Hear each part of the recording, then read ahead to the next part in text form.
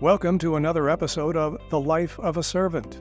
In this episode, host Brian Crombie of the Brian Crombie Radio Hour chats with Dennis Mills about his newest book, From the Wood Chair to the Green Chair. Published in October, the book is a memoir about a life in service.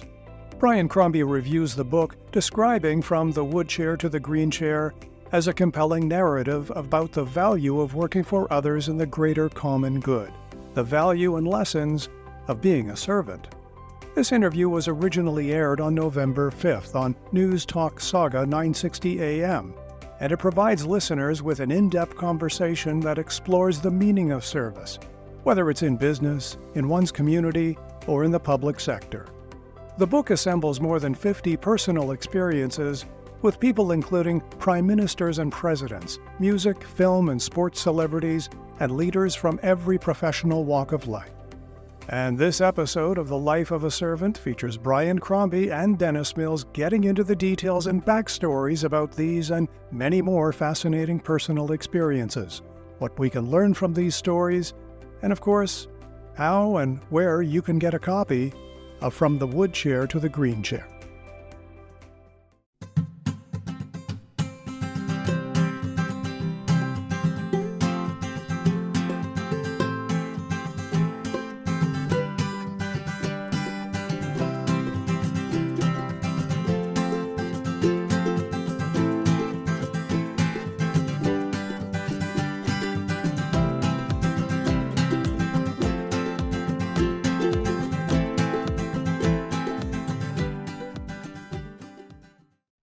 Good evening, everyone, and welcome to the Brian Crombie Radio Hour. I've got Dennis Mills with me tonight. He's just published a book, and it's a fascinating book, From the Wood Chair to the Green Chair. It's an incredibly interesting read, and it's a memoir. And he ends with a bunch of lessons from his experience. I got to tell you a little bit about Dennis. I'm going to read about the author on the back page. Husband, father, and grandfather. Dennis is a former parliamentarian, small business owner, corporate executive, event organizer, and producer.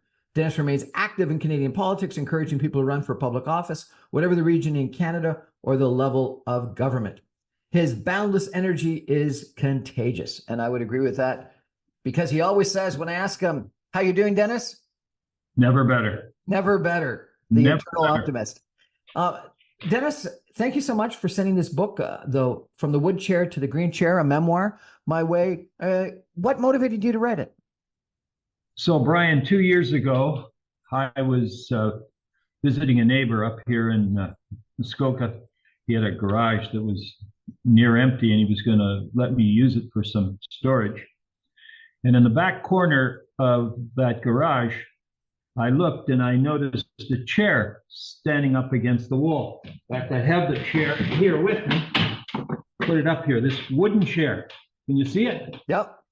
And I looked at that chair and I turned it around, and on the back, you'll be able to see, it said Chairman Mills. Chairman Mills. And I said to my friend George, I said, George, that chair is 75 years old. That's the chair that my grandfather used when he founded the company many years ago. And I said, George, that chair has been at so many different events. The opening of the St. Lawrence Seaway, the launching of the Averill Arrow. I said, that chair's been at 1,000 different events. And so he gave it to me. And I came home and I said, you know, if I ever started to put some of my memories together, it would all revolve around that wood chair.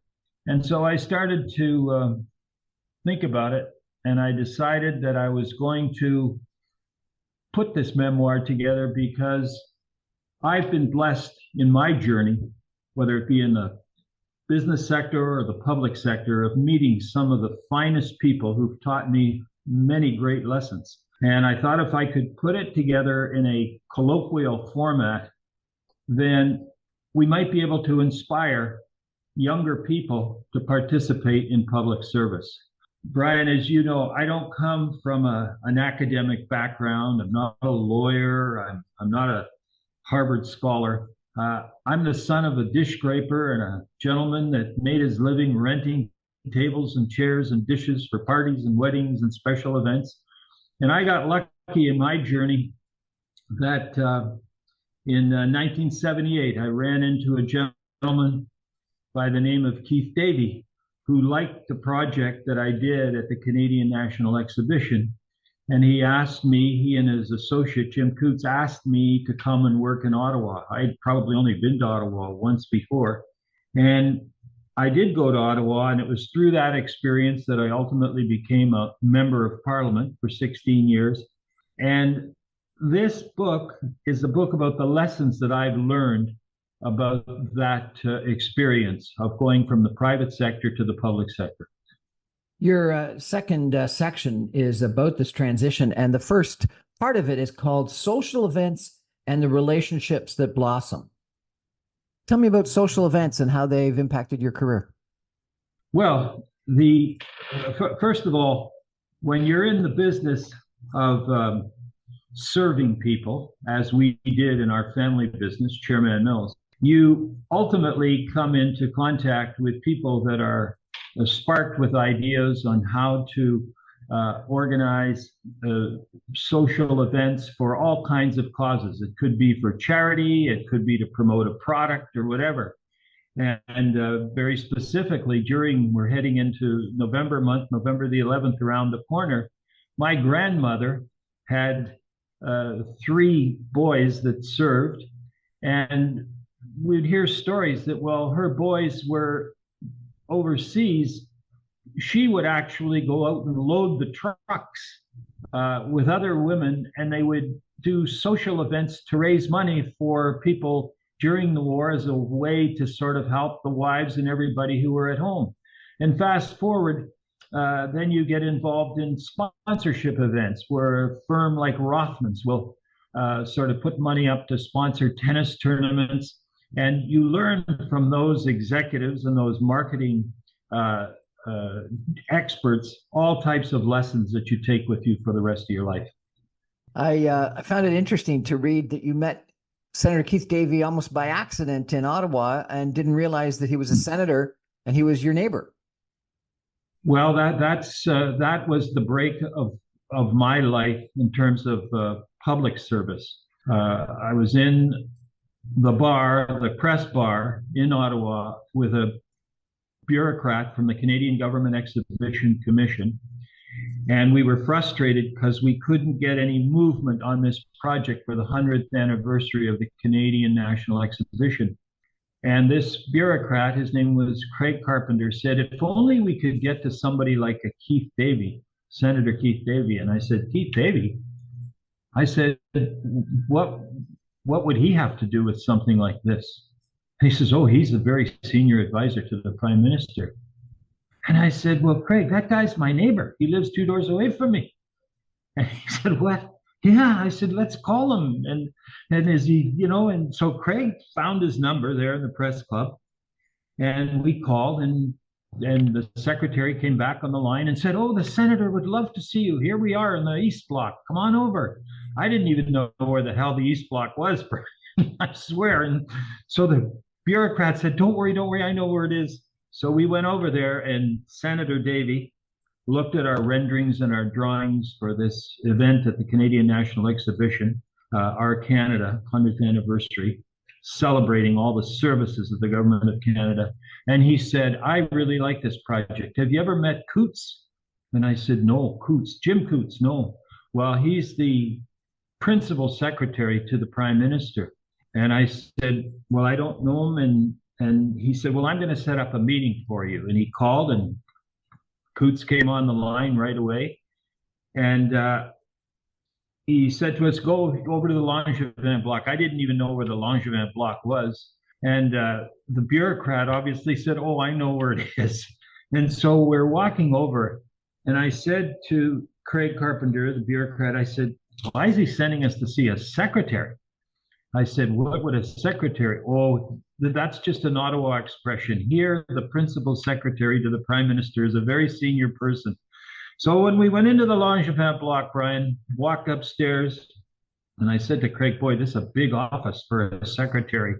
And the next thing you know, we got in to see Mr. Coots, showed him the project, and he said, I like this. And he got on the phone to a minister and said, Mr. Mills is here with Mr. Carpenter. Give me the name of someone that will help them get this project executed, and the rest is history. And so we did the project. And from that project, I was in the private sector, of course. When it was all done, and Prime Minister Trudeau was reelected in February 1980, this Jim Coots gentleman called me, met him at Fran's at Yonge and St. Clair, and he said, "I'd like you to come to Ottawa." And I said, "Well, what would I do?" I said, "I really don't know much about Ottawa." And he said, "Well, we'd like you to be the senior advisor to the Committee of Cabinet responsible for government communications." And I said, "Mr. Coots, I'm sorry, I don't even know what that is. I mean, you're talking, Brian, here about a guy from the private sector hearing cabinet committees and, all this stuff." It was all news to me. And so I said, "Well, I'll have to go and check with my father because he runs the business and I don't know if I can get away." And so I spoke to my dad that night, and he said it'd be a real honor to go to Ottawa and work for the Prime Minister. And fast forward, that's how my political career began, all around Keith Davey. What an incredible story. And the stories just keep on coming. I understand that in the book, you've got 50 different people that you reference having special meetings with. Well, yeah, they're 50 different people. There are a lot more than 50 in the book, but there's some that were really sort of lessons that were so profound. And I want to start with my father. I was 13 years old, Brian. We were on the trucks on a Sunday morning, picking up some tables and chairs in Forest Hill, drove up, and some of my friends from St. Mike's were playing road hockey. Parked the truck, got out, and went and picked up the tables and the chairs. And the guys, some of my classmates, said hello. And there was my dad driving the truck. And as we were leaving, the lady from the house yelled out, Mills, come and take out my garbage." And of course, you could hear her all over the place. And I said, "You don't need to take out her garbage." And my father went up and took out her 3 cans of garbage. And when we got back in the truck and left, and I said goodbye to my friends who were playing road hockey, I said, "Dad, you really didn't need to take out that garbage. It kind of embarrassed me in front of all my schoolmates." And he turned to me and he said, "You'll never be a good business person or a good leader unless you learn how to take out another person's garbage." And that stuck with me for the rest of my life. And I've told that story probably 50 times. In the book, you call it acts of service, the importance of acts of service. Yeah, and it doesn't matter what the service is. If you have to take out someone else's garbage, if you're going to be a great leader, or any kind of a leader, you've got to do it. And it doesn't matter. I mean, there we were using it in a metaphorical sense. Well, we were really taking out the garbage, but it doesn't matter whether it's in business or in politics. There's a lot of time, a lot of moments and times when you've got to do a lot of dirty work. I think talking about service in today's environment where everyone seems so self-absorbed and self-interested and selfish, that's a great first lesson. I really appreciate you sharing that with us. And I think it's something that you've done. I've said this before. I had a challenge in business, and I thought the government was going to lose a lot of money on a deal that if they agreed to do it with the wrong individual. And I went up to Ottawa. I met with a couple different people and presented my point of view on this issue. Dennis Mills being one of the members of Parliament that I presented it to. And Dennis, you listened, you understood, and you went to bat for me. And I thank you for that. And that was an act of service because there was no benefit for you in it other than, frankly, saving the Canadian taxpayer a lot of money. But you did a great service. And so I really appreciate that, sir. Well, that's kind of you to bring that up, Brian. I think that people don't realize the joy you experience when you are in the business of service, public service especially. And my hope in this memoir is to inspire younger people to consider it as a part of their journey in life. And I think it's needed more than ever right now. And this book gives examples of some of the things that you can do and can achieve when you are given the trust of a community to be elected, whether it be at the municipal level or the provincial level, federal level in my case. And I find, Brian, and I don't know what your thoughts are on this, but I find a lot of members of parliament today do not realize the opportunity that they have to affect change when they're sitting in the House of Commons. I call it the nation's boardroom. A lot of them don't realize that underneath that House of Commons is a big engine.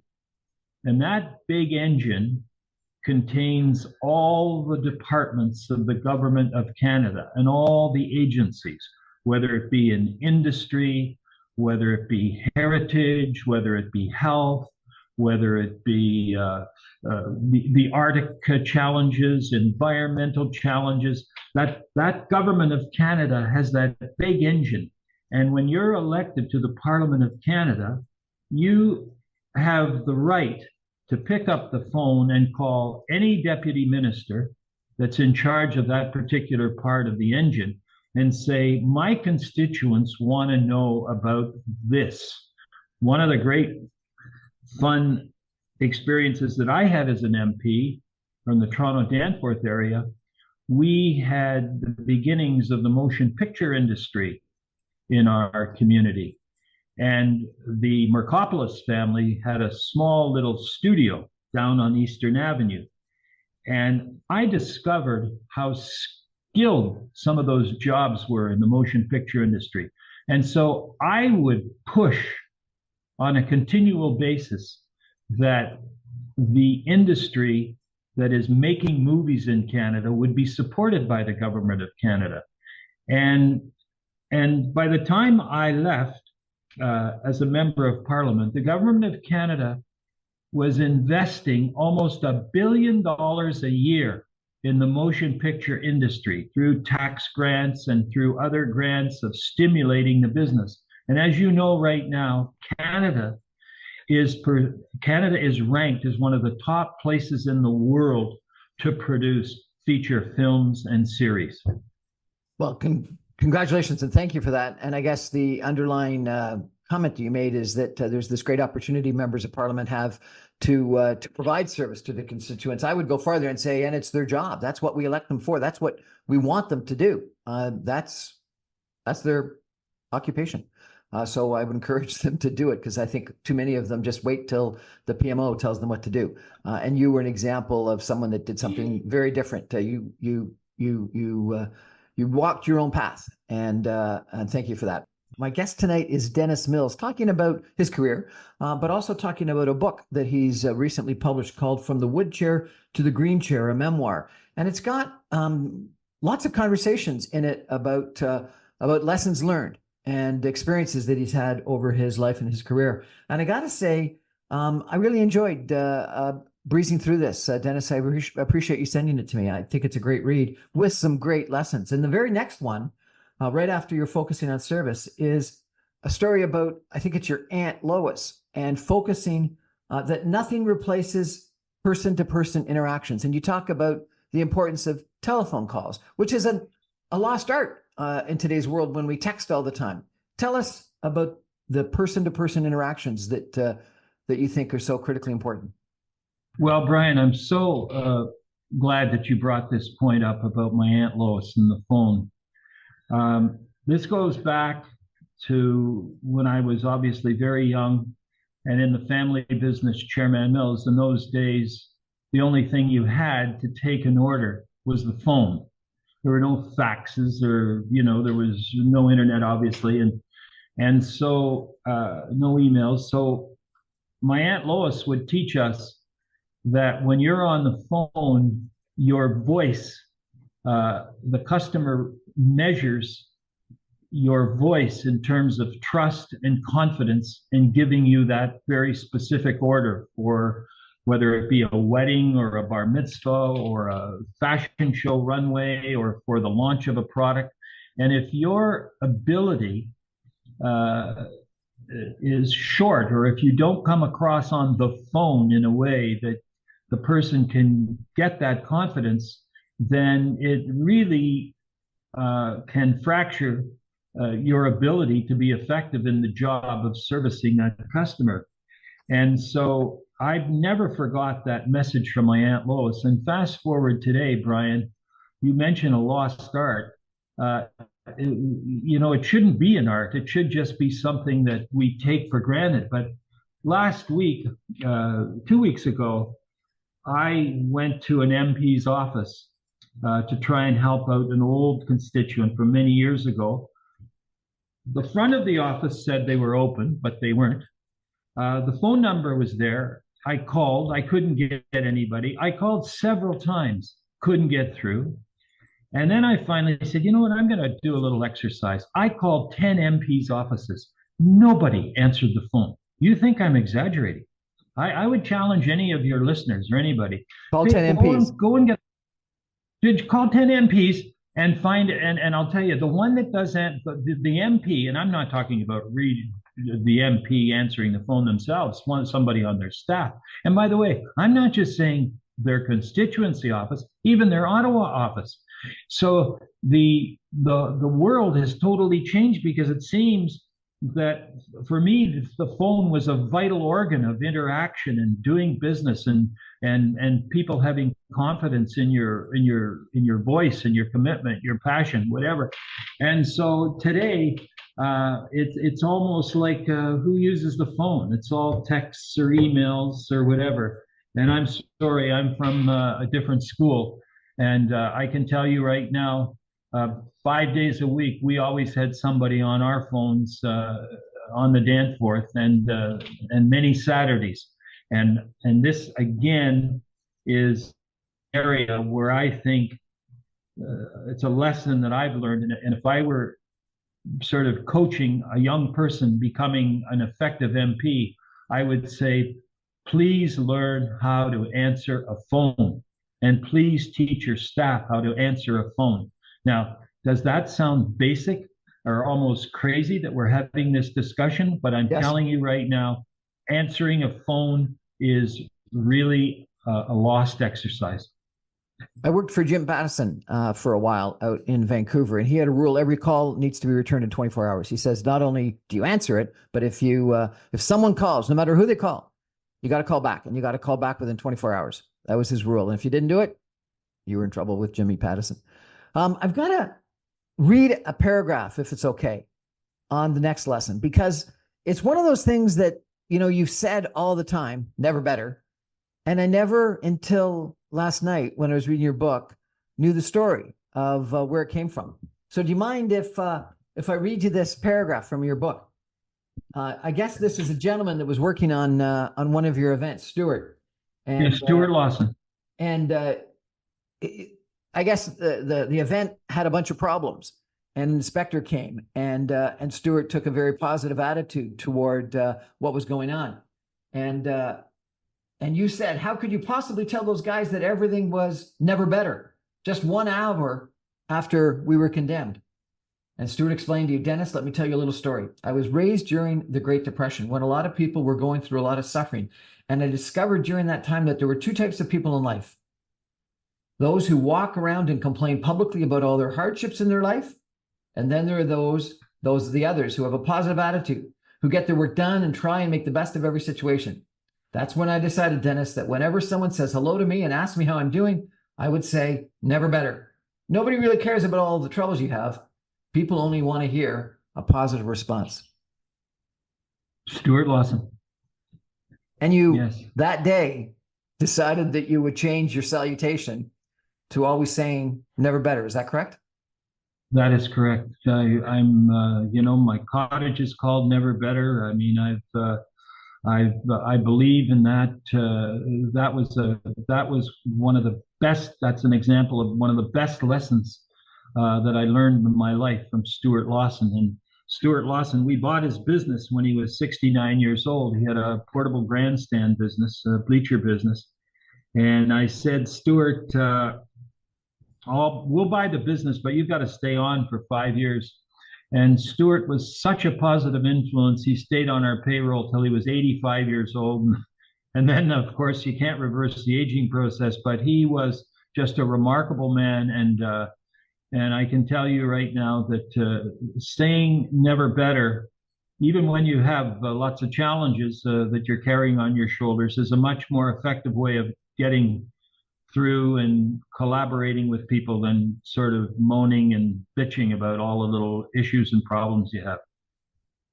And then I guess in your business career, you morphed from just event rentals to special events, and that you describe that as an important sort of evolution. Tell us about the importance of special events.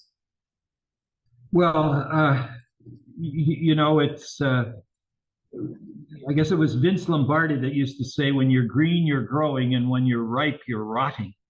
And so we had a slow period at one of our branch in Hamilton one summer, and we decided that in order to create some activity, because we had staff on the payroll, etc., well, let's create our own special event, and let's bring in the Beach Boys and put on a concert at the Wentworth Curling Club. Normally, there'd be a promoter to bring in the band, and then we'd supply the staging and the chairs and all the other stuff, the scaffolding. And so we did this event with the Beach Boys, and it went very well, of course. And then fast forward, that led to other people saying, oh, could you do some design work for us here, promoting our Carlsberg brand of beer. This was with Canadian breweries.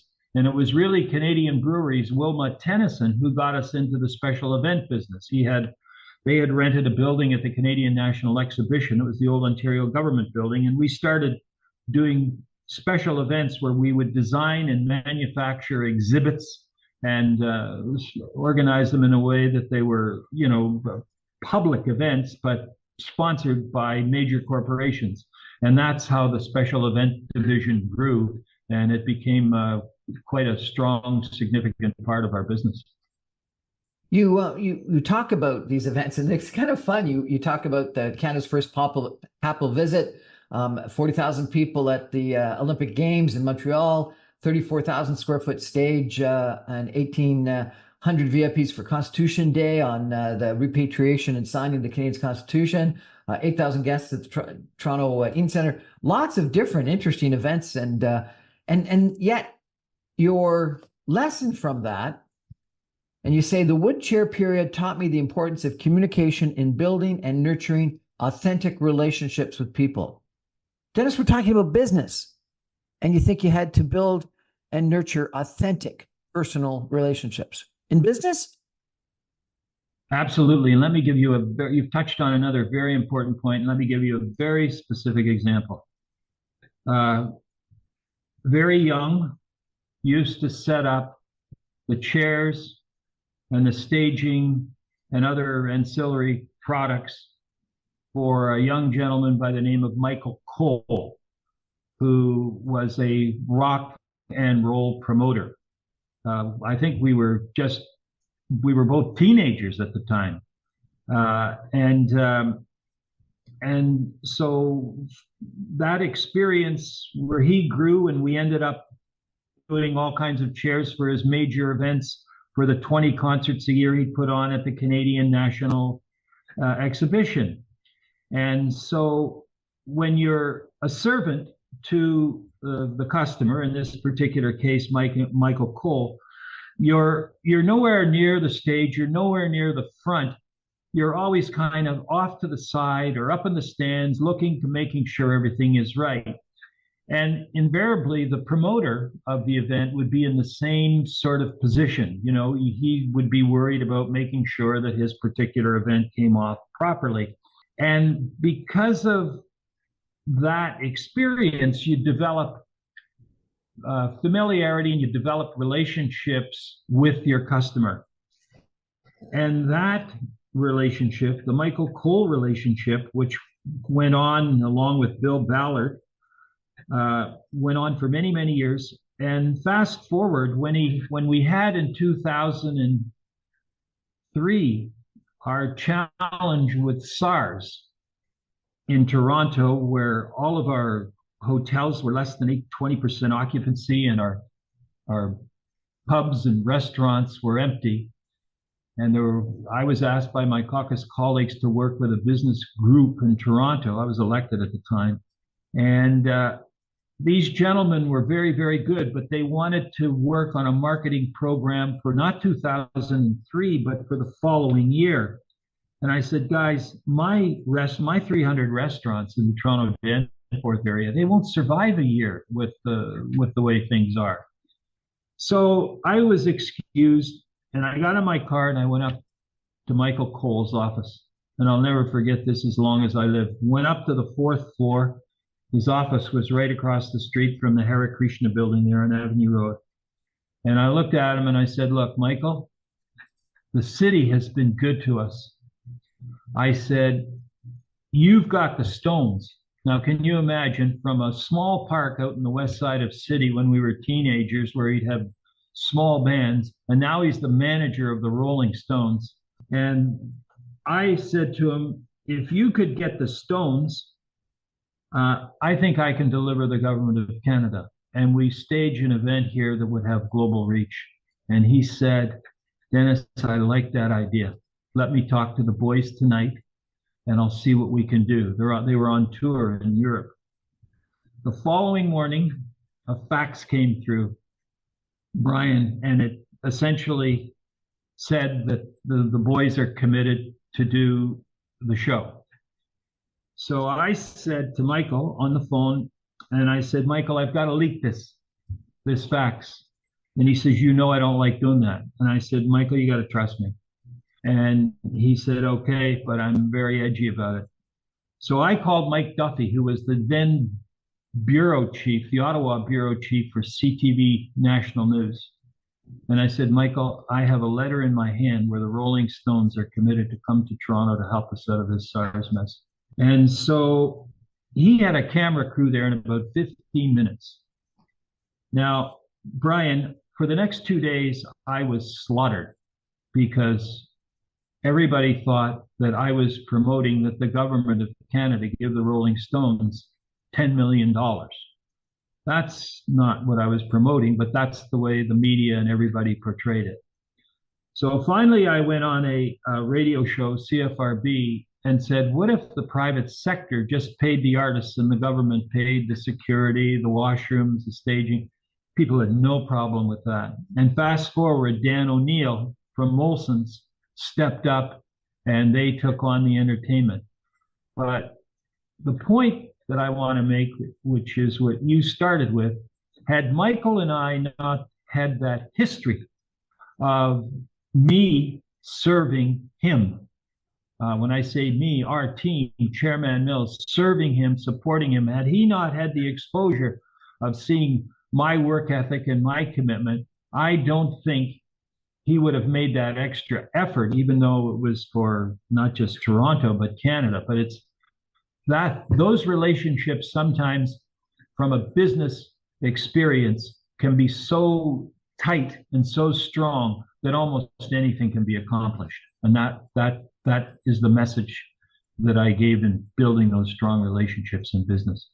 If I could, for one more minute, you used the adjective authentic. And I think so many people have relationships, but they're not necessarily authentic. And what makes them authentic? And why use that word, that adjective, authentic, personal relationships? Well, because you can almost, you almost know each other's strengths and each other's weaknesses. You know, you're not embarrassed to sort of talk about things that you cannot accomplish. You know, like I can maybe get this done, but I really can't do that because that's not my strength. I mean, an authentic relationship is where you're transparent with the other person and just put everything on the table and not be afraid to sort of show where the pain point is in trying to get the project done. And when you have an authentic relationship, you can put all of those things right in front of the other person, and the other person can put their concerns in front of you without anybody sort of feeling in any way, shape, or form that they're inferior. That's just the way you get stuff done, by being transparent with each other. And we've talked a little bit about, your business career and how you got introduced to Keith Davey and Jim Coots. And one of the first chapters in that section, Dennis, is a chapter called Drafted and the Importance of Apprenticeship. Apprenticeship is not a word that people use a lot today.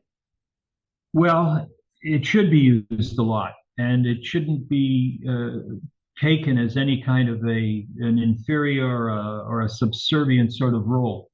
In my case, my apprenticeship on Parliament Hill was as a junior advisor to starting off with the then minister responsible for the Cabinet Committee on Communications, Jim Fleming, and then from there into the Prime Minister's senior staff. But we were young, late 30s, and we were learning all about how a government works. And in that experience, I discovered many others of my age and my sort of background, not necessarily from the service industry like mine, but others who were educated in very specialized areas, whether it be the environment or whether it be manufacturing or whatever. And these were all young people that, because of that apprenticeship experience, some of them, a lot of them, went on to become members of Parliament or even senior officials in various levels of government, not just federal, provincial. And I believe that if a young person today were to ever get the chance of working for an MP or working for a councillor or an MPP at the provincial level, I think that that's one of the greatest experiences a young person could have.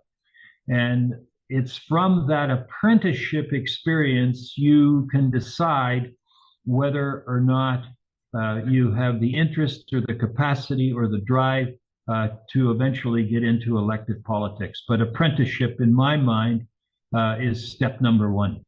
One of the first things you worked on, I understand, was a word mark for Canada, a brand for Canada. Really? So this is this is where an example of where the private sector and my background in working for people like Rothmans and Canadian breweries came to help me when I got involved in government. The government of Canada in 1980, late spring or fall, had committed, Brian, about $140 million to a company in Toronto, west side of Toronto, called Spar Aerospace. They were the builders of the space arm, Canada's space arm. And I said to our minister, Jim Fleming, Jim, and it was in his writing, Spar Aerospace, I said, we should get them to put the Canada word mark on that space arm in exchange for the $140 million we're giving them, taxpayers' money. And he says, that's a great idea. And so Jim reached out to the president. His name was Shepard at the time. And he said, we'd like this word mark. And this word mark actually came from the department in industry that did all of our tourism work. And wherever Canada went doing trade shows or promoting Canada, this is the Canada with the flag over the A, Brian. I'm sure you've seen it 1,000 times. And so Spar Aerospace accepted that they put the word mark on the space arm, and the rest is history. As you know, when that space arm opened up with that Canada word mark, that was one real blast of joy for all Canadians. But fast forward, we took that word mark and we decided that there were so many Canadians, Brian, that had no idea of the services that the government of Canada provided for Canadians. For example, in Western Canada, when we were suffering from alienation, we discovered over 1,000 buildings and services, from agricultural research stations to correctional institutions to immigration offices to industry offices, excuse me, all across Canada that had no Government of Canada symbol. So the Prime Minister agreed that anything and everything where the Government of Canada had a presence or was providing a service, that we put that Canada word mark on it. And I'll never forget, we were having a very, very difficult time with the Crow's Nest Pass, getting grain from the west to Thunder Bay.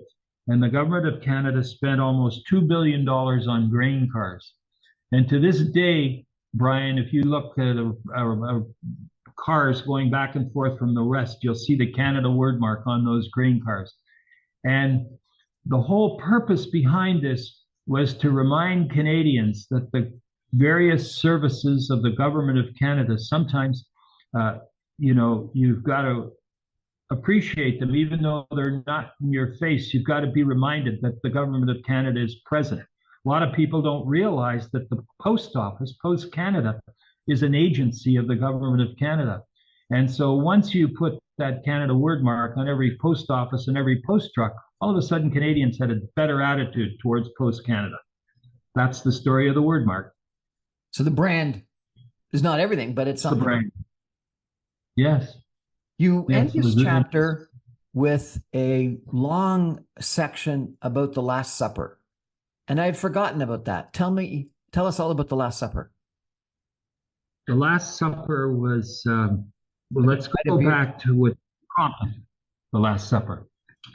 Senator Davey is probably one of the best political minds that I've ever been exposed to, and a never better person, a very positive person. He wrote the book called The Rainmaker, and it was in September of 1983. Brian, we were at 21 in the polls. We had 13% unemployment, 12% inflation. Pierre Trudeau was not very popular. And so Senator Davey wanted to have this massive fundraiser in Toronto. And he asked if I would put a team together to go to Toronto and work on it. We wanted to have it done before Christmas. And I put a team together, and it was just a great group of people who were passionate about all the good work that Pierre Trudeau had done. And we organized a supper for 4,000 people at the Automotive Building at the Canadian National Exhibition. We had a 2-tiered head table. And of course, a lot of people wanted the Prime Minister to resign. And he was, of course, always joking, well, the people that are here tonight, it might be your last supper, but it's not going to be mine. And he was very solid. And he gave a speech that night without a note for 30 minutes with a head table that was something that all of Canada could be proud of, because there were people there from every political persuasion, every walk of life. And interestingly enough, not that we had any knowledge of this, but in February '84, the following year, he took his walk in the snow and resigned. But the memory for me of his final months in office as the leader was the Last Supper. I can remember people in your riding that had signs for your opponent, and you still wanted to meet with them, talk to them, and try to persuade them. And I remember canvassing with you with my young son at the time, and you treated him with incredible respect and friendship, and I appreciated that. And I think you launched him on a career of political interest. So thank you, Dennis. You've got a whole nother section that we haven't even got to in this book, and we're going to run out of time. But there's a couple of things I wanted to ask you about too that really stuck out at me in this last section. Volunteers are the glue and the privilege of trust. Can you talk about those two? No volunteers, you don't have a motor in your political engine. The volunteers are so critical. The volunteers do everything from phone calls to to mailings, to emails, to signs, to walking the streets with you, marking lists, being there on election day to make sure that you're tracking your vote. It's just a very simple sentence, but it's so powerful when you say volunteers are the glue. No volunteers, then you don't have an engine and you don't get elected. So I cannot emphasize that enough. And, Brian, as I said from the beginning, the objective of this book, for me personally, it's not so much about selling a bunch of books. That's not the objective. The objective here is to interest people like your son, who can get involved in public service and public life, and then get elected. And the one little difference that I would say today, when I started, there were only probably about 100 lobbyists in Ottawa when I first went to Ottawa. Today you have over 8,000.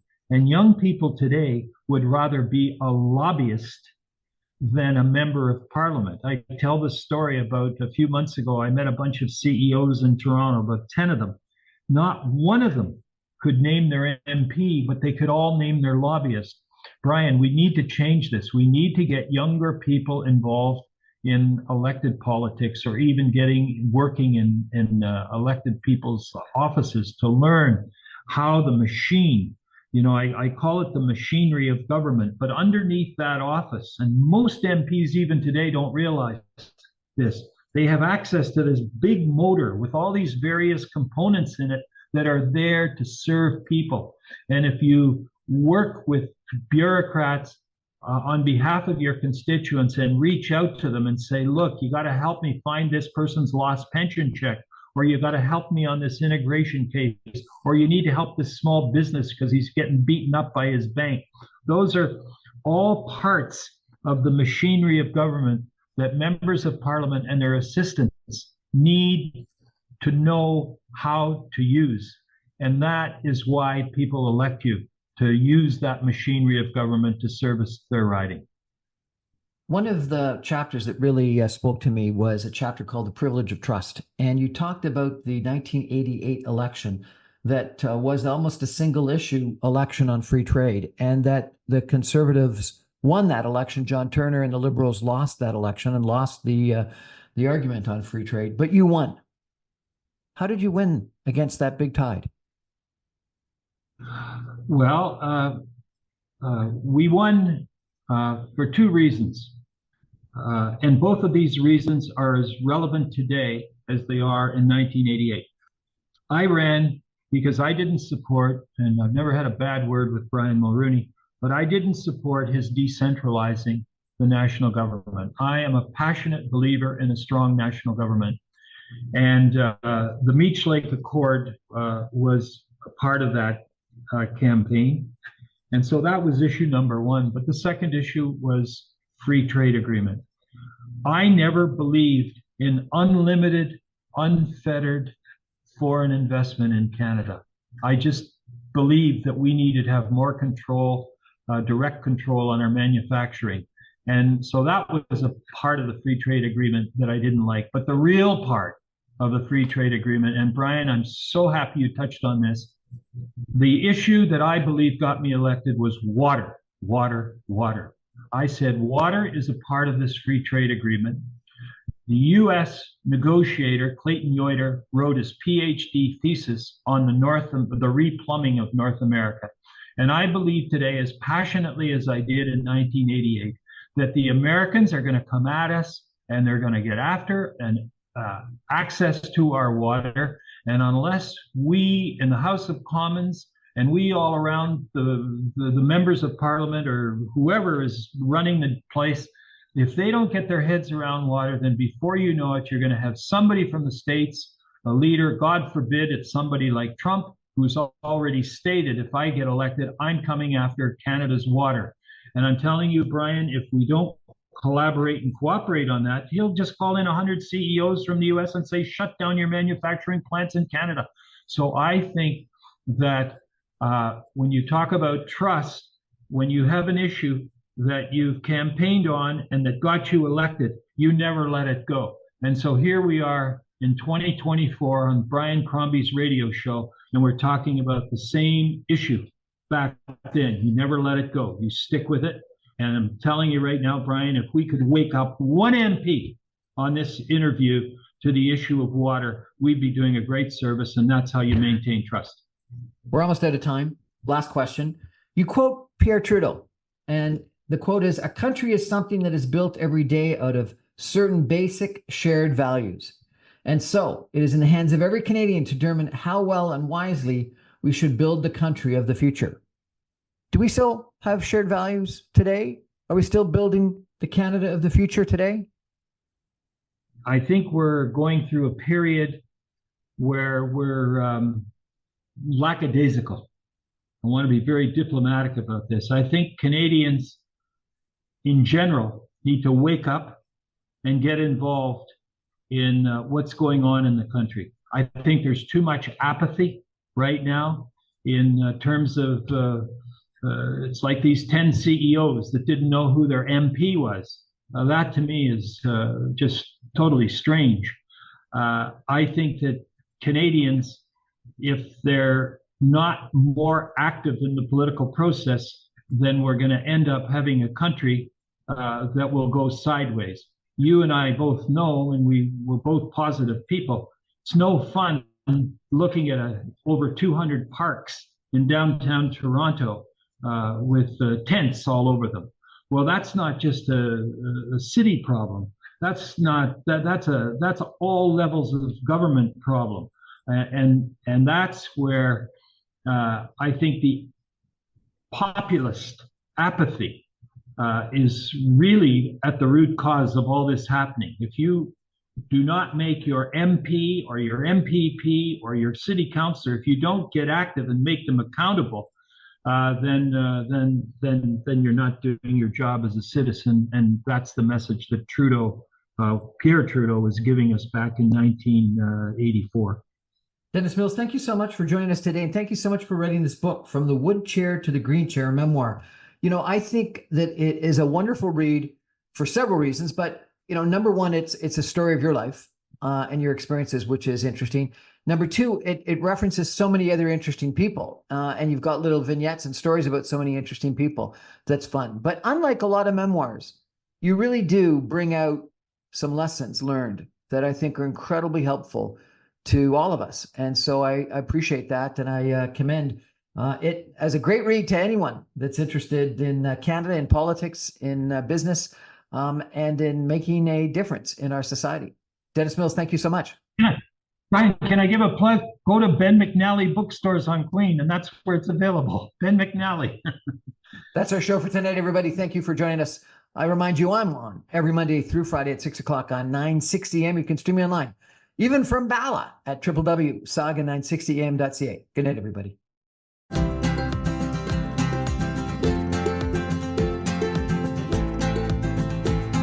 You have been listening to The Life of a Servant, a Dennis Mills podcast.